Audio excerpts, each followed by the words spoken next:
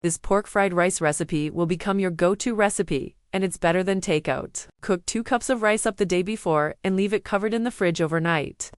Measure out 1 cup of peas and fill the measuring cup with cold water.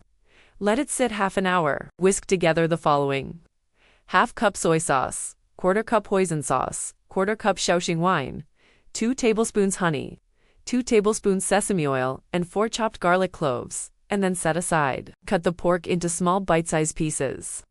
I use cooked pork from the night before, but you can use raw pork.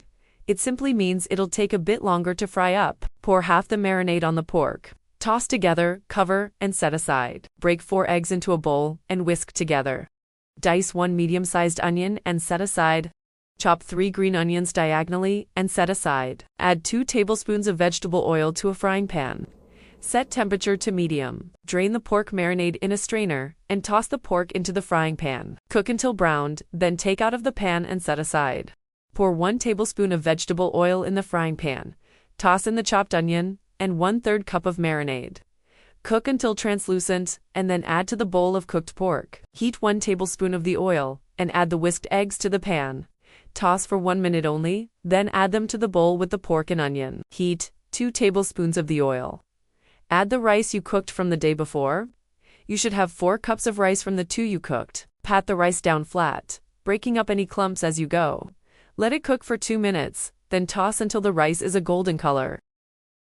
Add the peas to the rice and toss for a minute. Take the bowl of meat, onions and eggs and add it to the frying pan of rice and peas. Then mix it all together. Keep adding in a little of the marinade until it's all gone, and keep mixing until blended. Toss in the green onions and stir it all together. Now, scoop out a generous portion and enjoy. It's even good as leftovers the next day. Hope you enjoyed this recipe. Thanks for watching.